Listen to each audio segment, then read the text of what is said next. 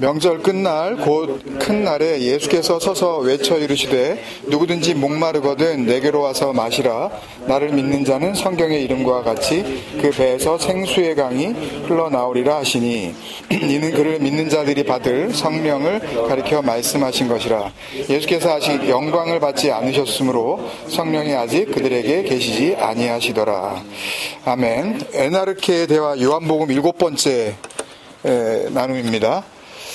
제목이 마지막 초막절 스케노페기아라는 제목으로 같이 말씀을 나눕니다. 야외에 나왔기 때문에 조금 다소 이제 이렇게 뭐 자막이 있다든지 이렇게 설명을 충분히 못 드려서 아주 구체적으로 다 본문을 다 짚지는 못하지만 읽어보셔서 알겠지만 지금 7장 1절에서 나오는 그 분위기가 이 요한복음 7장 전체에 흐르고 있는 어떤 그 분위기다라고 이렇게 볼 수가 있거든요. 7장 1절에 보시면 그 후에 예수께서 그러니까 6장에서 있었던 일들이 이제 끝나고 예수께서 갈릴리에서 다니시고 유대에 다니려 아니하심은 유대인들이 죽이려 함이러라 라는 이 말씀이 보여주고 있듯이 7장 전체에 흐르고 있는 이 분위기 자체는 어떻게 해서든지 예수님이 하시는 말씀 또 어쨌든 행동하는 그 모습 하나하나를 이렇게 지켜보면서 율법적으로 어떻게든 흠을 잡아서 분명한 그 죄의 목을 만들고 죄의 어떤 이 거리를 만들고 죽이려고 하는 그런 그 분위기가 흐르고 있다는 것을 알 수가 있습니다. 그 가운데에 예수님께서 지금 이제 37절에서 39절 이 말씀을 하시게 되어지는데 우리가 읽어서 그냥 느낄 수 있듯이 복음의 가장 본질적인 부분을 이 말씀을 통해서 당시 유대인들 그리고 이것이 기록으로 남겨졌을 때에 그 말씀을 보게 될 후대의 모든 오고 오는 세대 가운데 복음으로 전달하시려는 분명한 의도가 있으셨다라는 그런 의미로 봤을 때 여기에 좀 집중을 하면서 말씀을 나누도록 그렇게 하겠습니다. 이 전장이었었던 요한복음 6장의 시간적인 배경은 그 타이밍은 오병이어 사건 직전에 그 시기를 알려주고 있는 6장 4절 말씀을 보면 6장 4절에 마침 유대인의 명절인 유월절이 가까운지라 이렇게 알려주고 있었단 말이에요. 그러니까 유월절은 이스라엘이 꼭 지켜야 하는 하나님께서 정하신 7대 절기 가운데 한 해를 시작하는 가장 중요한 이 절기였는데 그 유월절이 가까운지라 라는 그 시점이었다는 것을 우리가 알 수 있고 오늘 지금 7장 요한복음 7장의 이 시간적인 백그라운드는 지금 37절에 지금 우리가 읽었듯이 어떤 명절이에요. 그 명절이라고 되어 있지만 7장 2절을 보면 이 37절의 명절이 어느 명절인지 어느 절기인지 우리에게 알려주고 있는데 유대인의 명절인 초막절이 가까운지라 라고 알려주고 있어요. 근데 이게 언제냐 하면 유대인의 이 유월절은 유대인이 사용하고 있는 종교력이나 민간력은 이 태양력이 아니거든요. 달력이에요. 이 달의 이 흐름을 따라서 이제 하는 월력인데 이 유월절은 대개의 경우 우리가 보통 쓰고 있는 이 태양력 캘린더의 4월 초 중순께쯤 됩니다. 4월쯤이에요. 그리고 이 초막절은 7가지의 그 절기 가운데 맨 마지막 절기인데 6월절이 지나고 나서 한 6개월 정도 지난 시점에서 지키는 그 절기이기 때문에 유대력으로 보면은 7월 정도에 해당이 되지만 우리가 쓰고 있는 지금 이 태양력, 이 캘린더로 보면 대략 10월 초 중순부터 11월 초순 이 달력의 그 흐름에 따라서 이렇게 이제 그 시기가 이제 정해지는 거죠. 그러니까 요한복음 6장과 7장 사이에 지금 흘러간 시간은 반년쯤 지난 거예요, 지금요. 반년 사이에 분위기가 어떻게 지금 이제 흘러가고 있냐면, 유대인들이 예수님을 분명히 죽여야 된다라는 쪽으로 이제 그 분위기가 이제 고착화되고 있었다는 그런 분위기를 알려주고 있는 거죠.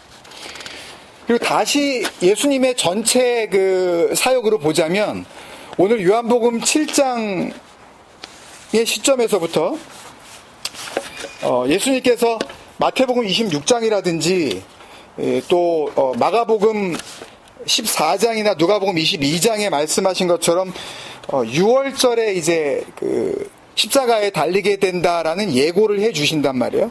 그러니까 지금 요한복음 7장의 이 초막절에서 해가 바뀐 다음해의 6월절 첫 절기, 그때 예수님께서 십자가에 못 박히게 되는 거기 때문에 결국 이 요한복음 7장, 오늘 우리가 그 보게 되는 이 7장의 타이밍은 예수님의 3년 반 가까이 되어지는 이 말씀 사역, 보통 공생애라고 하는 그 복음 사역 기간에서 3년 2개월 정도가 지나고 이제 한 4개월, 3, 4개월밖에는 남지 않은 시점이었다는 것을 알 수가 있어요.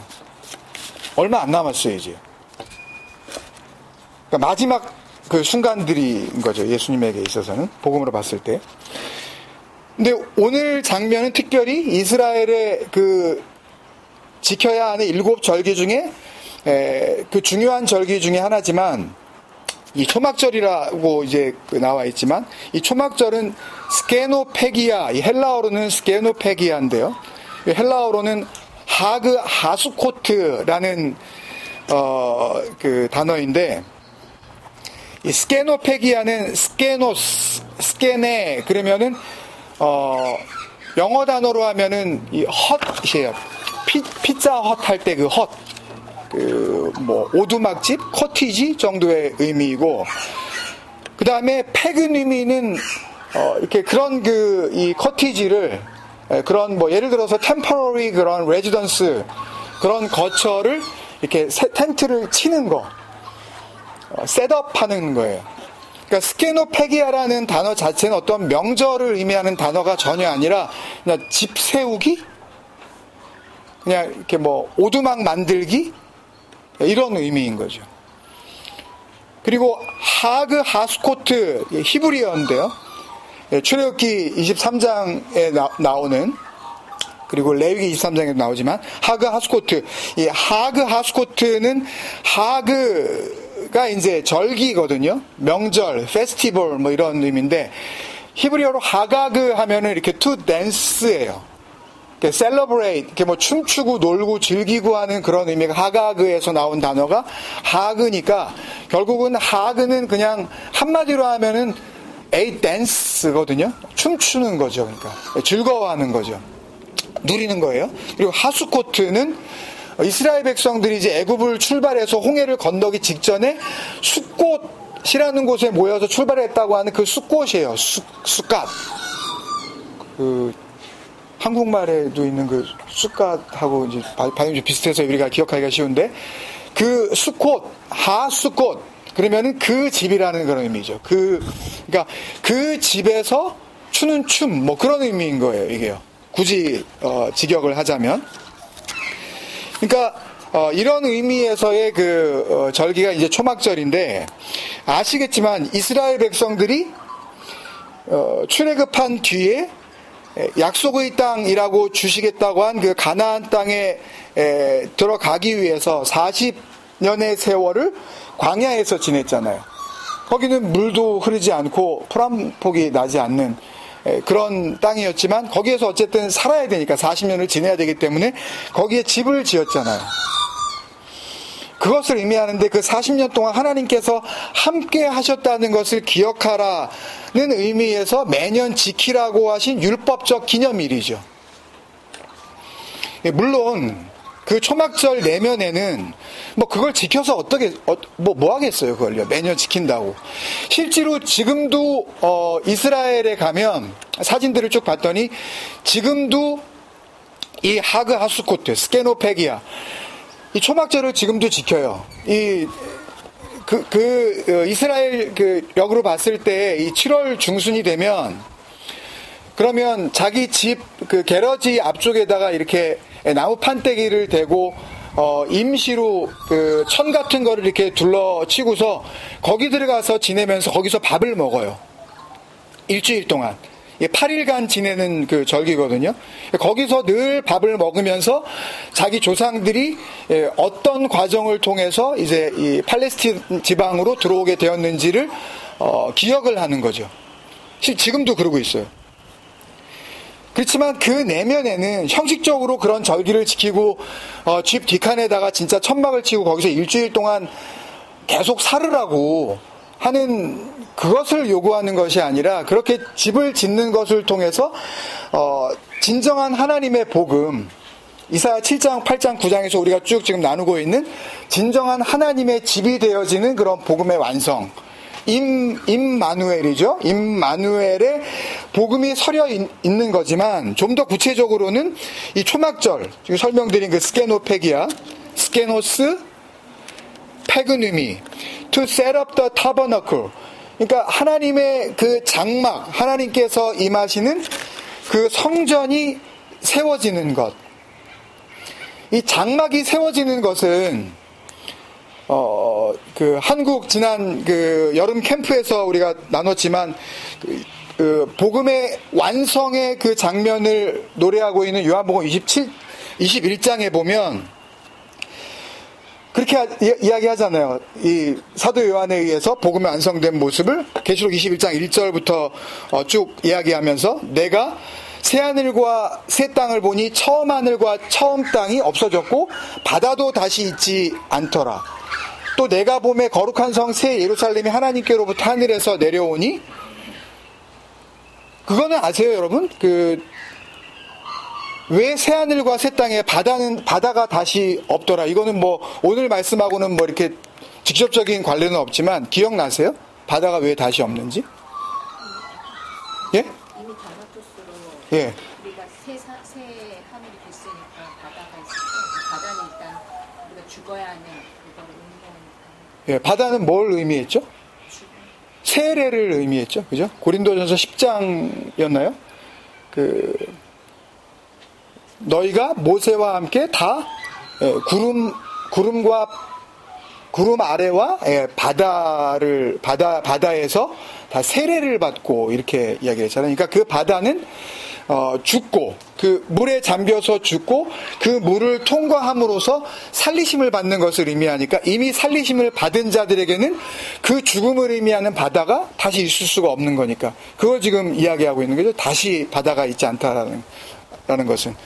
그러니까 뭐 낚시 좋아하시는 분들은 천국 가면은 바다 낚시도 못 하나 보네. 뭐 이런 쪽으로 이걸 갖다가 생각하게 되어지는 정도라면 이게 복음으로서는 전혀 지금 납득이 안 가고 있는 거니까 그죠? 그래서 3절에 보면 계시록 21장 3절에 보면 내가 들으니 보좌에서 큰 음성이 나서 이르되 보라 하나님의 장막이 이게 스케노스예요. 하나님의 장막이 호스케네 호데오스 그 하나님의 그 집이 사람들과 함께 있음에 그러면 하나님의 집이 그들과 함께 있으며 하나님이 그 자기의 거처로 그 사람들과 함께 계시고 그러면 하나님이 그들과 함께 계시리니 당연한 거죠. 그렇게 되면 그들은 하나님의 백성이 되고 하나님의 나라에 들어간 거죠. 그 통치를 받는 하나님의 보호하심, 하나님의 그 생명 아래에서 안전하게 있게 되어지는 그런 구원의 상태. 하나님은 그들과 함께 계셔서 그리고 나서 4절에 모든 눈물을 그 눈에서 닦아주시니 다시는 다나토스가 없고 그 사망이 없고 애통하는 것이나 곡하는 것이나 이런 것들이 없다라고 했을 때에 그러니까 장막이 세워진다는 것은 요한계시록 21장까지 가기 위해서 계속해서 이야기하고 있는 구원받는 성도의 절대적인 그 첫 번째 관문이 뭐냐 하면 여러분이 다 아시겠지만 하나님의 말씀과 예수 그리스도의 증거, 예수 그리스도 자체이기도 하고 예수 그리스도께서 전하신 그 말씀과 보여주신 어떤 기적, 그 이사들의 그 내용으로서의 의미를 다 포함하는 거지만 하나님의 말씀과 예수 그리스도를 통하여 그 진리의 복음으로 뭐를 당하는 사람들요? 목배임을 당한 사람들이라고 계속해서 이야기를 하잖아요. 그러니까 육체적인 죽음, 말씀에 의하여 육체적인 죽음이 확인이 되어지고 이렇게 뻐젓이 살아서 우리가 지금 이렇게 다 숨쉬고 있지만 이 생명이 구원에 이를 수 있는 생명이 아니라는 것을 확인하고 경험하고 확증하게 된 사람들의 를 가리키는 거죠. 그러니까 그 사람들에게만 주어지는 새하늘과 새 땅으로서의 온전한 창조를 확증하는 말씀에서 그게 장막이 세워진다 라고 지금 이야기를 하는 거죠. 스케노페기아. 그러니까 곧 이 스케노페기아라는 것은 하나님이 원하셨었던 구원의 최종적인 완성을 의미하는 표현이에요. 그러니까 이게 초막절인 거예요. 초막절이 담고 있는 복음인 거죠. 그래서 이스라엘의 초막절은 그걸 매년 지키라고 주신 그 종교적이고 율법적인 어떤 그 명령이 아니라 그 초막절이라는 형식을 통해서 그 초막절이라는 그 의식을 통해서 그 세레모니를 통해서 완성된 하나님의 약속의 마지막 모습이 무엇인지를 알려주시는 그림자일 뿐인 거죠. 그러니까 사실 초막절 한 번만으로도 얼마든지 그 초막절을 지키는 것을 통해서 하나님의 복음이 완성이 되어지는 일들이 얼마든지 있을 수 있었다는 거죠. 그러니까 복음은 예수 그리스도에게 와서 그분이 십자가를 지시는 그 장면에 이르러서야 꼭 복음이 복음으로서의 역할을 한 것이 아니라 지금도 예수님은 지금 없잖아요. 이 땅 가운데 그 육체적으로 오신 예수는 우리가 만날 수가 없잖아요. 그럼 우리는 어떻게 하냐고요, 또. 마찬가지인 거죠. 어차피 만날 수 없는 존재, 잠깐 그 한 시대를 살고 갔었던 그분, 이전에도 복음은 있었고, 지금도 그 복음은 동일하게 지금 흐르고 있단 말이에요. 그러니까 이스라엘의 이 지켜야 할 그 7절기, 유월절, 무교절, 초실절, 오순절, 나팔절, 속죄일, 초막절 이렇게 7절기인데 이 7절기 가운데 맨 마지막에 있는 절기예요. 그러니까 요한복음 7장의 지금 분위기가 그렇다고요. 이제 마지막이에요. 예수님의 시간도 이 땅에서 얼마 남지 않았고, 그러니까 초막절은요, 초막절을 잘 지키고 나면, 초막절이라는 세레모니를 잘 온전하게 지키고 나면 더 이상은 그 한 해에 지킬 절기가 없을 만큼 마지막 절기인 거죠. 그러니까 완성의 절기예요. 그 절기로 다 끝나는 거예요, 사실은. 제대로 말하면 또 돌릴 필요가 뭐가 있겠어요, 그죠? 그러니까 이 절기가 지나고 나면 초막절은 다른 말씀들에 보면 수장절이라고도 부르고 장막절, 장막절이라는 단어나 초막절이라는 단어는 거의 같은 단어지만 이 초막절은 수장절과 이 같은 그 이름으로 지금 불려지고 있는데 6월절, 무교절, 초실절, 오순절, 나팔절, 속죄일이 지나고 초막절이 될 때에 이 오순절이 지나고, 그러니까 77절, 맥추절이라 그래서 보리를 걷는, 그리고 나서 나팔절이 되면은 이제 10월 초쯤이 되기 때문에 모든 곡식들을 다 추수해서 이제 거두어 드리는 거예요. 추수가 완료가 되는 거죠. 그리고 나서 15일이 지나고 나서 그 모든 곡식들을 어디다가 집어넣겠어요? 보관해야 될 거 아니에요. 이제 한겨울을 놔야 되니까. 그래서 초막절은 수장절이라고도 부르는 거예요. 그러니까 모든 한 해 동안 익었었던 그 곡식들 창고에 들어가는 거죠.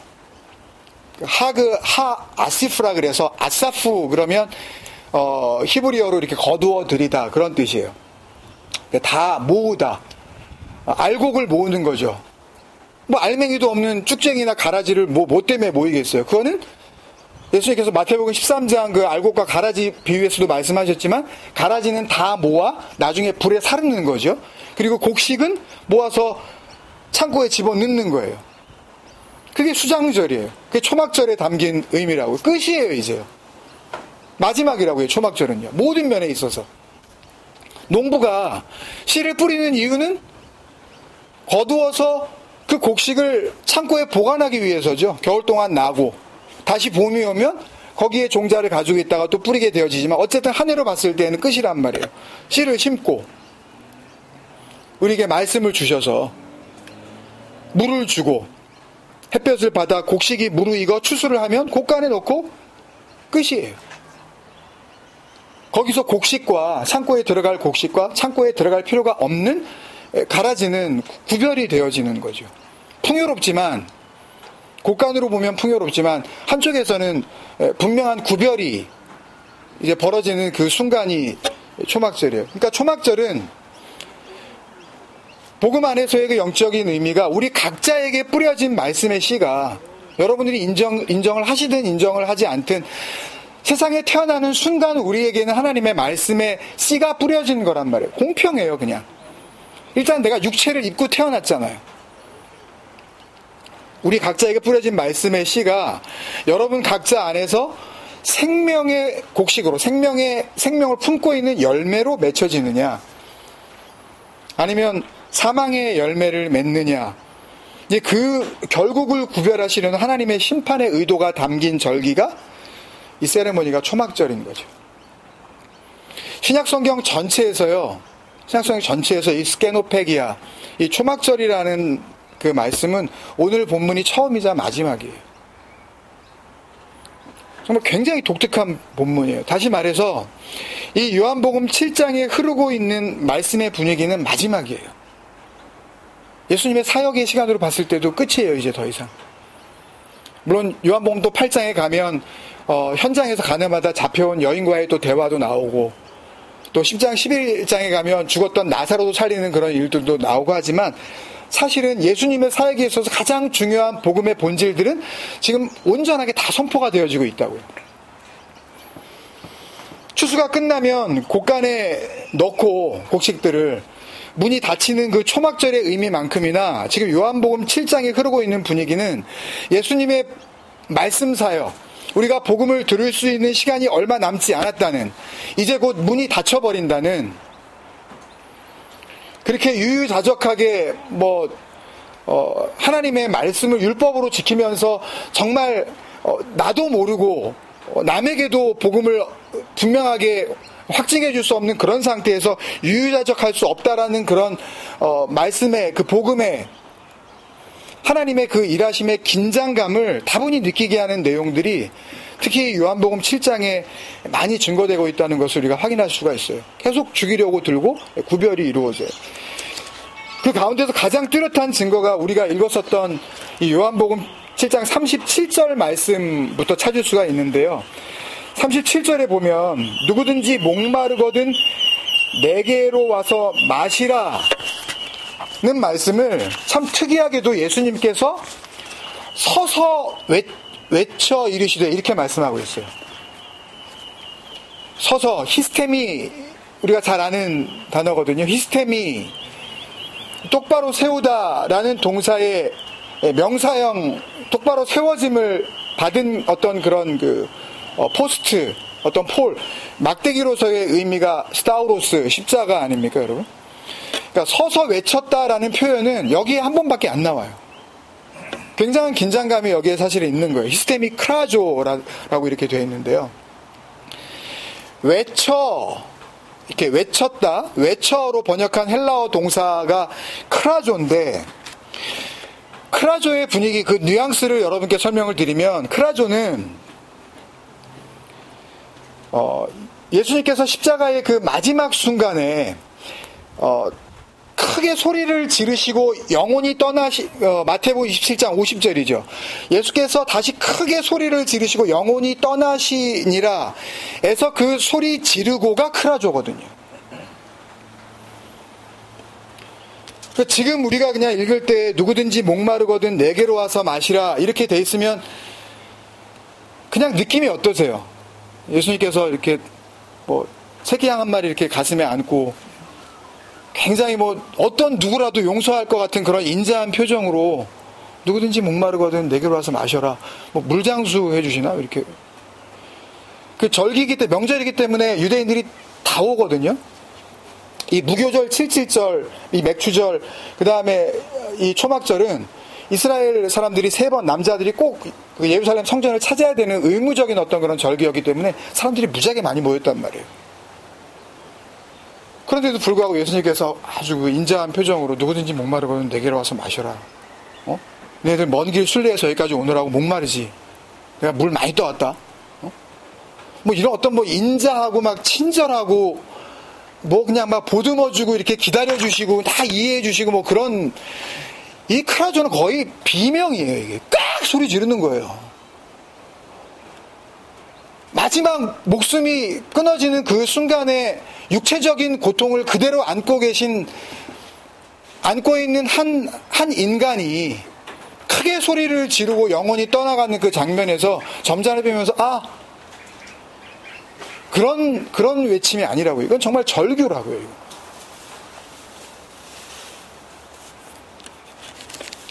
그러니까 예수님께서 이렇게 고래고래 비명 수준의 소리를 지르셨던 이유가, 물론 지금 말씀드렸듯이 초막절이라는 절기 자체에 원이 있을 수도 있어요. 그렇게 해석하는 경우도 있어요. 그러니까 온 이스라엘 남자들이 예루살렘으로 몰려드는 절기이기 때문에 사람들이 워낙 많이 막 그냥 뭐 오고 가고 있고, 예루살렘 성전으로 지금 들어가셨거든요, 예수님께서요. 14절부터 보면. 그러니까 뭐 사람들이 그냥 지나다녀도 뭐 소란스러웠을 테니까 뭔가 말을 하려고 하면 목소리를 당연히 높여서 외쳤어야 될 거 아니냐라는 그런 생각을 할 수도 있겠지만, 오늘 본문 그 예루살렘 성전에 들어가서 가르치시고 사람들이 봤을 때 저 사람 안 배웠는데? 배운 적이 없는 거. 그러니까 율법을 제대로, 그런 예를 들면은 바울이 그 가말리엘 문화에서 배운 것처럼 뭔가 그 당시에 그 제대로 된 어떤 그 정규 교육을 받지 못한 사람이라는 것이 분명히 너도 알고 나도 알고 저 사람의 출신지를 알고 있는데 배운 적이 없는데 율법을 가리키고 있단 말이에요, 지금요. 하나님의 말씀의 의미와 설교하고 계셨단 말이에요. 그러니까 지금으로 치면 신학교 안 나온 생짜배기 한 30몇 살 되어지는 사람이 와가지고 성경을 갖다가 뭐 이렇게 가뜩이나 하나밖에 없는 성전, 지금처럼 뭐 교회가 뭐 진짜 뭐 건물마다 막 어떤 경우는 막 2개, 3개씩 있고, 뭐 LA 갔더니 뭐 정말 무슨 뭐 이건 뭐 너무 교회가 많아가지고 진짜 그렇게 많은 게 아니라 성전 딱 하나였단 말이에요. 거기에 들어가셔가지고 가르치는데 사람들이 놀란단 말이에요. 근데 그때 외쳤다고 안 그러셨단 말이에요. 그 시점부터 이어지는 예수님과 이 유대인들 사이의 그 대화 내용을 잘 보면요, 굳이 예수님께서 이렇게 크라조, 절규하는 수준의 그 비명을 지르지 않으셨어도 사람들이 뭐라고 말하나 다 듣고 있었어요. 뭐 한마디 말하면 자기들끼리 수군거렸죠. 저거 쥐가 뭘 한다고, 지금 우리가 출신지가 어딘지 다 아는데 자기가 무슨 그리스도야, 저건 메시아가 아니야, 별 얘기를 다 한다고요, 지금요. 아주 초미의 관심을 가지고 있는 그런 상태였기 때문에 고래고래 소리를 그 비명과 절규 수준의 외침을 하지 않으셨어도 사람들이 듣고 있었어요. 사람들은 예수가 하시는 한마디 한마디에 상당히 신경을 곤두세우고 있었기 때문에 요한복음이 시작된 이래로 요한복음 1장 15절에 한 번이 크라조라는 단어가 나오는데, 그때는 세례 요한이 이제 그 오시는 예수 그리스도에 대해서 사람들에게 선포하는 그런 내용으로 나오지만, 예수님은 처음이에요, 지금요. 예수님께서 많은 말씀을 해주셨지만 크라조 하셨다는, 바로 6장에서 예수님께서 빈들에서 말씀을 전하시고, 그리고 남자만 몇 명 먹였다 그랬죠? 5,000명이에요. 여러분 한번 여기 이게 빈들이라고 치고요, 여기 5,000명이 모였다고 한번 생각을 해보세요. 남자만. 거기에 여자와 아이들까지 쳐서 뭐 예를 들어서 한 7, 8,000명, 한 10,000명 된다고, 10,000명이에요, 여러분. 5,000명이 여기 운집해 있다고 생각해 보세요. 그때도 외쳤다는 얘기 안 나와 있어요, 6장에도요. 뭔가 의미가 있다고요. 지금 이 크라조 했다라는 이야기는 굳이 이렇게 히스테미에서 내가 크라조 했다라고 이렇게 사도 요한이 이렇게 기록한 이유가 있다고요. 5,000명이 아마 여기 이렇게 둘러 앉아가지고 있었으면, 제가 한국에 갔을 때 그 느낌이, 밤에 우리가 잠깐 밖에 나가가지고 한 40-50명이 이렇게 제 주위에 모여서 이야기를 갖다 하는데도 제가 목소리를 높였었어야만 해요. 장로님 기억하시겠지만. 뚝 둘러서 이렇게 얘기를 하는데도요. 5,000명이 저쪽에 있는데 그때 무슨 마이크 시스템이 있었겠어요.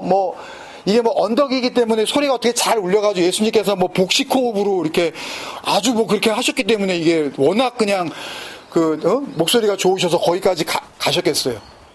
이거 정말 한 5천 명 있는 데서 말씀 전하시려고 그랬으면 뒤에 있는 사람들은 안 들리니까 정말 고래고래 소리를 들으셨어야 된다고요.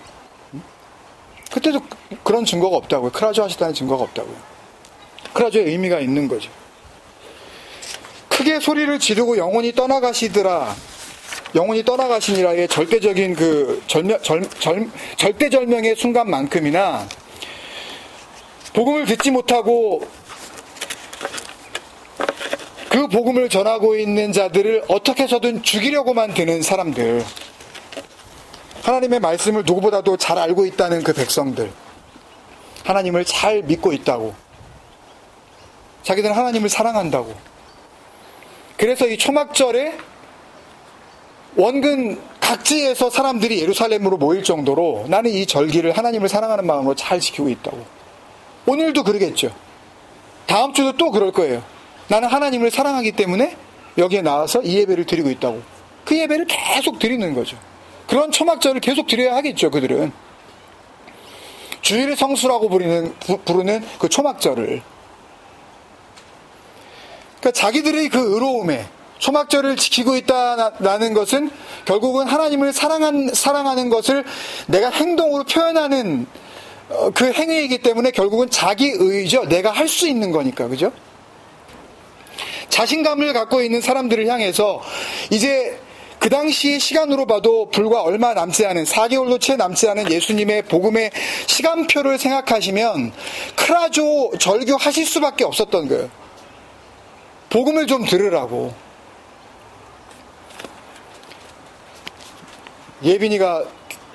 귀여운 예빈이가 왔는데 예전에 그런 설명을 드렸지만 우리가 이제 바베큐를 할 거 아니에요. 불판이 달구어져 있는데 그걸 모르고 예빈이가 이렇게 다가와가지고 뭐 키가 안 닿아서 뭐 아예 못 만질 수도 있지만 그 옆에 이거 알루미늄으로 돼서 굉장히 뜨겁거든요.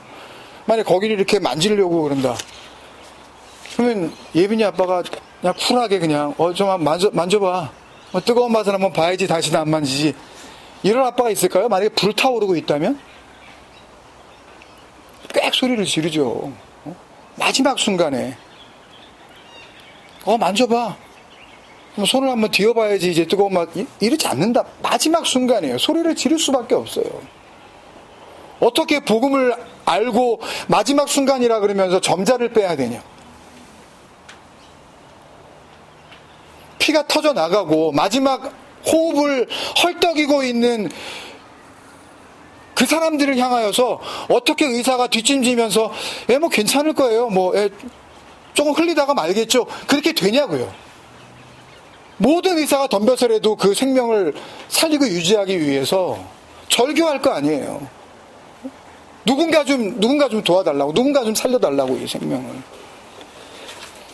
여러분, 예수님이 십자가에 달리셔서 그 십자가 복음이 완성된 후에요. 그 복음을 전하다가 첫 번째로 정말 순교자가 있다면 첫 번째로 그 복음 때문에 맞아 죽은 사람들은 제자들이 아니었어요.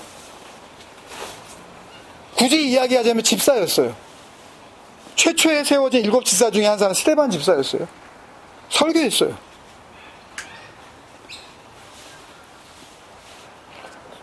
점잔을 빼면서 친절하게 설교했을까요? 목소리 자체로도 절규하듯이 그게 복음이 아니라고, 하나님께서 주신 말씀이 그렇게 형식과 율법과 종교적인 어떤 의무감으로 지켜서 이루어질 수 있는 그런 약속이 아니라는 것을 알려주기 위해서 절규했을 거 아니에요.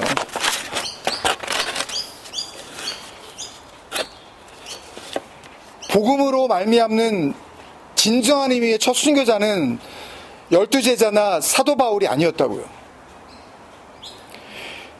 그 당시에 복음을 받아들여서 집사의 직분을 받고 장로로 세움을 받은 사람들은요, 그 누구 앞에서도 자기에게 역사하신 진리의 복음을 말 그대로 자기 목숨이 그 복음을 전하고 돌에 맞아 뺏길지언정 목에 칼이 들어와도 정확하게 설명해 낼 수 있는 복음의 증인들이었다고요.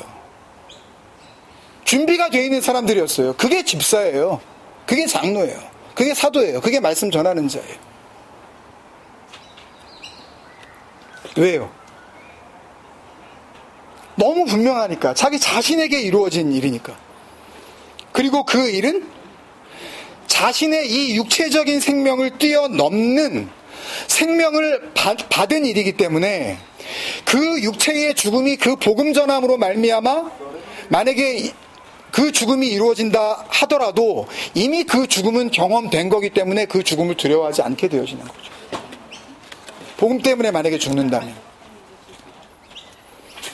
예수님의 복음의 시간표가 오늘 요한복음 7장에서 얼마 남지 않았듯이 우리에게 주어진 복음의 초시계가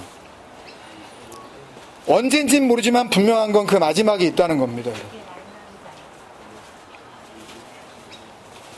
복음을 가지고 유유자적 놀 수가 있을까요? 오늘 이번 주에 아니면 다음 주에 하지. 올해가 아니면 내년이 또 있겠지.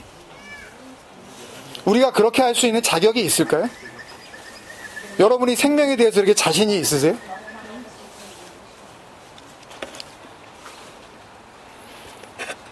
오늘 요한복음 7장에 예수님처럼 자신의 때가 자기의 이 땅에서의 시간이 이제 잘해야 한 4개월 남짓밖에 남지 않았다는 것을 예수님은 알고 계셨어요. 그런 입장이라면 그래도 복음 아닌 것에 몸과 마음과 시간과 애착을 가질 수가 있을까요? 다 때려치고 내일 예수님께서 오시니까 땅 팔고 뭐 다 팔아서 우리 그냥 놀고 먹자라는 그런 말씀이 아닙니다. 우리의 마음이 어디를 향하고 있냐고요.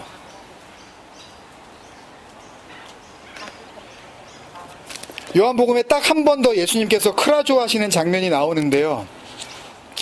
그때 하신 말씀이 오늘 7장 37절 38절의 말씀을 좀 더 분명히 풀어주십니다. 그 말씀을 보고 다시 7장 이 본문으로 돌아와서 마치도록 하겠습니다. 그 말씀은 이제 오늘 말씀보다 훨씬 더 예수님의 그 이 사역의 시간이 이제 얼마 남지 않은 그 마지막 순간에 외치시는 복음이었는데, 예수님께서 6월절이 6일 남았을 때, 그러니까 십자가에 달리시기 이제 일주일도 채 남지 않았던 때의 말씀인데, 다시 한번 지금 읽었던 본문 37절에서부터 39절 말씀을 잠깐 보면서 먼저 읽고 요한복음 12장 말씀인데 그 부분으로 다시 그 연결해서 말씀을 드리도록 하겠습니다. 37절 제가 읽을게요. 오늘 본문의 7장의 37절. 명절 끝날 이제 마지막 그 초막절에 이제 8일째 되는 날이에요. 곧 그 큰 날에 예수께서 서서 외쳐 이르시되 누구든지 목 마르거든 내게로 와서 마시라. 그러셨어요. 그죠? 그러면 누구든지 목 마르거든 내게로 와서 마시라는 이 한 문장만으로도 복음은 그냥 끝인 거죠. 마시면, 그러면 예수를 통해서 마시는 그 물을 통하여 내가 너희에게 주는 이 물은 다시는 계속 얘기하셨잖아요. 그걸 마시면 이제 끝이라, 복음의 완성이란 말이에요. 그러니까 이 한 줄로도 복음은 그냥 끝이에요. 근데 다시 이걸 설명하시면서 38절에 나를 믿는 자는 그랬어요. 그러면 결국 나를 믿는 자는 어떤 사람이라는 거예요? 목마른 자는 이 되는 거죠. 목마른 상태에서 마신 자가 되는 거겠죠. 여기서 한 가지 꼭 다시 한번 짚어봐 드려야 되는데, 신약 성경에 100%입니다. 이건 나를 믿는 자는, 하나님을 믿는 자는 예수 그리스도를 믿음으로 라고 되어 있는 모든 신약 성경에 있는 그 말씀은 그렇게 되어 있지 않아요. 전부 다 전치사 에이스라는 전치사가 있고 그 다음에 뭐 나를 이라든지 아니면 하나님을 이라든지 그리스도라든지 예수스라든지 그런 단어가 뒤에 나와요. 그러니까 무슨 이야기냐 하면, 여기서 나를 믿는 자는 이라고 번역한 그 헬라어 원문도 호 피스티온 에이스 에메, 에메는 에고 에임이, 나는 뭐 선한 목자다. 호 가를로스 호 포이에, 나는 선한 목자다 할 때 그 에고 에임이, 나는, 그러니까 I am 이 에고 에임이거든요. 헬라어로요. 그때 에고예요. 나. 그러니까 에이스 에고. 그러니까 내 에이스는 어디 안으로 향하여, 어디 안에서, 그 안에라는 그런 의미거든요. 호피스티오는 동사가, 이런 거 설명드리는 거 참 싫어하시는 거 아니지만 또 설명드려야 되지만, 동사가 분사화되면서 그게 명사화되어진, 일반 명사가 되어지는 그런 경우인데, 예를 들어서 피스티스, 그 믿음이, 하나님의 믿음이 주어지는 그 과정을 피스튜오라고 그랬죠. 그거를 신약 성경은 믿는다라고 그렇게 번역을 한 거고, 그래서 이 피스튜오는 그 피스튜오, 믿는다라는 동사가 된 사람을 호피스튜온이라 그래요. 그러니까 사실은 굉장히 복잡한 문장이 여기에 있단 말입니다. 그러니까 단순히 나를 믿는 자는이 아니라 호피스튜온 에이스 에메 에고라는 이 지금 한 줄의 이 구는 내 안에서 믿음이 된 자라는 그런 의미예요. 믿음은 내 안에서 이렇게 제너레이트 되는 것이 아니라 믿음은 오는 거라고 우리 확실하게 우리가 확인을 했잖아요. 믿음은 주어지는 거란 말입니다. 그러니까 나를 믿는 자는, 그러니까 내 안으로, 내 안에서 믿음이 된 자는 성경의 이름같이 그 배에서 생수의 강이 흘러, 물에 배 차면 이거 복수 차서 죽어요. 그런 의미가 아니잖아요. 내 배에서 그 코일리아라는 이 헬라어 단어는 누가복음 1장에 예수님의 어머니가 될 마리아가 가브리엘 천사로부터 예수 탄생에 대한 예고를 듣고 동시에 자기 친족 중에 나이가 들어서 아이를 갖지 못하던 누구예요? 엘리사벳이 이미 그 수태를 하였고 6개월이나 되었다라는 이야기를 듣고 기쁜 마음에 엘리사벳의 집으로 달려가잖아요. 그때 엘리사벳이 마리아를 맞이하면서 그 마리아가 달려오는 소리를 듣고 엘리사벳의 복중에 있는 아이가 뛰노는지라 했을 때 그 복중에가 그 호코일리아예요. 그러니까 결국 엄마의 그 아기를, 생명을 품게 되어지는 자궁을 의미하는 거라고요. 배 안에 텅 빈 공간, 생명이 들어가야 할 자리. 그러니까 그 배에서 생수의 강이 흘러나오리라는 그 말씀은 생명이 없었던 네 배에, 네 자궁에, 네 코일리아에 하나님께서 생명의 물을 넣어주셔서 그 생명이 이제부터는 계속 흘러나가게 생명으로 살아갈 수 있도록 해준다는 그런 말씀이거든요. 물이 흐르면 이게 어떻게 되겠어요, 이게. 39절에 이것은 그를 믿는 자들이, 또 역시 호이 피스 산테스 에이스 아우톤, 그러니까 그의 안에서 믿음이 된 자들이 받을 성령을 가리켜 말씀하신 것이라. 뭐 성령은 예전에도 그 하나님이 주신 구원의 선물이라는 것을 설명드렸으니까, 그러니까 이런 말씀이란 말이에요. 오늘 본문의 내용은. 그리고 12장, 요한복음 12장에 이 크라조 하시는 말씀이 한 번 더 나오는데, 그 말씀이 44절부터 50절까지인데, 그냥 시간 관계상 44절하고 45절만 우리가 찾아서 읽겠습니다. 44절, 45절. 같이 읽을게요. 요한복음 12장 44절, 45절 시작. 예수께서 외쳐 이르시되 나를 믿는 자는 나를 믿는 것이 아니요 나를 보내신 이를 믿는 것이며 나를 보는 자는 나를 보내신 이를 보는 것이니라. 아멘. 그러니까 여기서 예수께서 외쳐 이르시되도 100% 똑같은 그 크라조, 그러니까 비명 수준의 절규의 말씀인 거죠, 이제. 근데 아까 분명히 우리가 읽었듯이 나를 믿는 자는 성경의 이름과 같이 그 배에서 생수의 강이 흘러나오리라 그랬는데, 여기서 다시 나를 믿는 자는 나를 믿는 것이 아니라 그러시네요. 그러니까 호피스티온 헤이스엠에 내 안에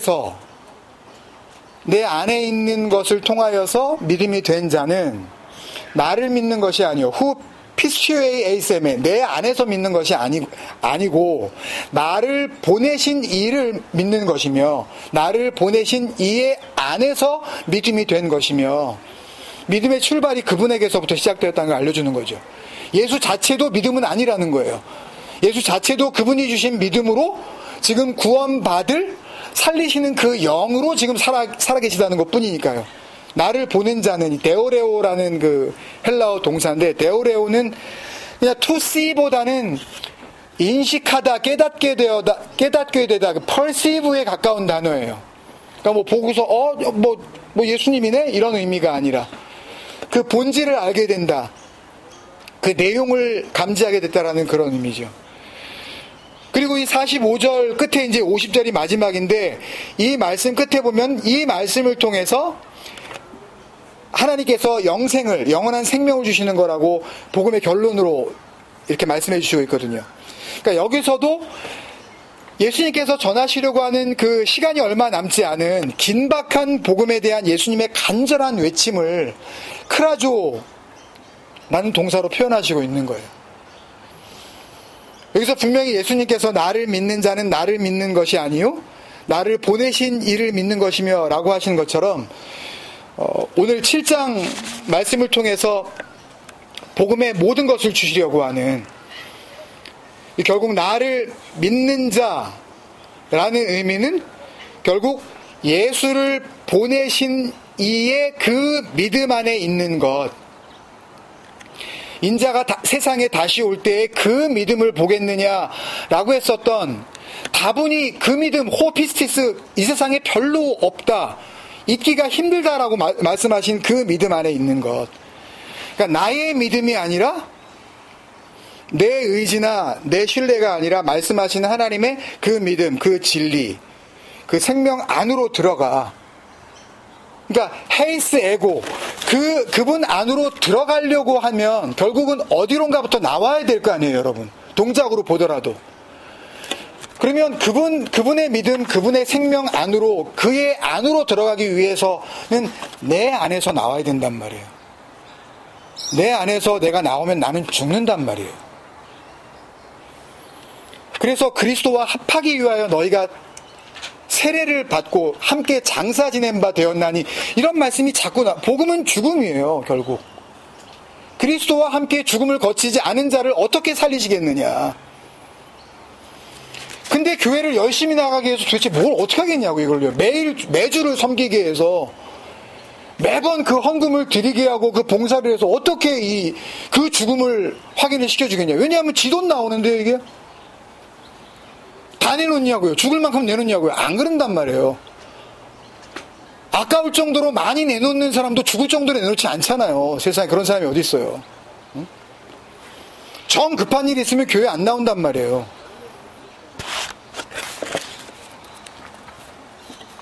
그 안으로 들어가려면, 진리 안으로 들어가려면 나로부터 나와야 되겠죠.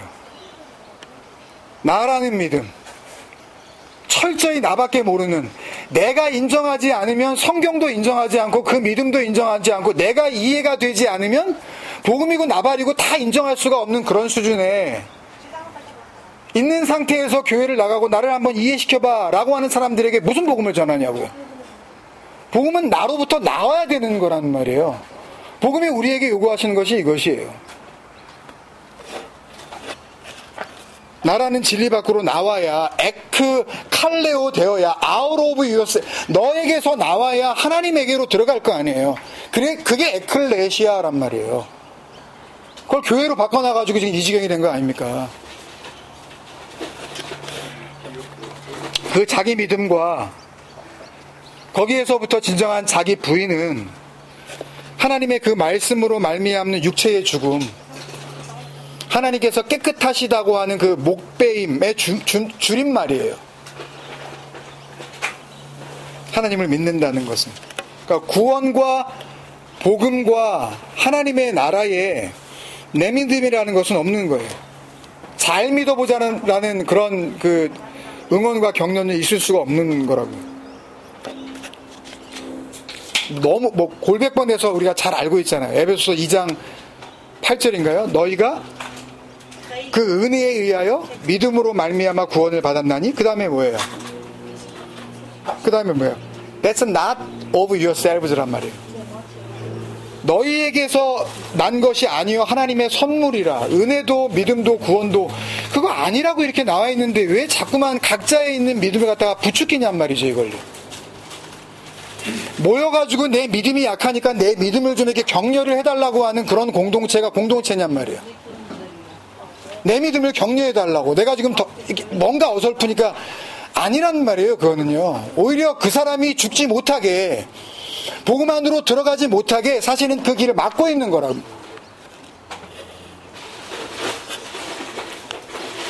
행위에서 난 것이 아니니, 초막절을 지키는 걸로 되는 게 아니니, 이는 누구든지 자랑하지 못하게 하려 하심이라라고 분명히 말씀하시잖아요. 내가 잘 믿었다라는 그런 그 마음이 혹이라도 다른 사람들에게 말은 하진 않으면서도 스스로 그래도 내가 열심히 믿고 있지. 내가 주일은 내가 지키잖아. 어디를 가더라도 내가 예배는 드리지. 생활이 어려워도 내가 꼭 11조는 내가 빠지지 않잖아. 하나님을 사랑하는 내 마음을 아버지는 아실 거야. 요 따위로 지금 흘러가고 있는 거 아닙니까?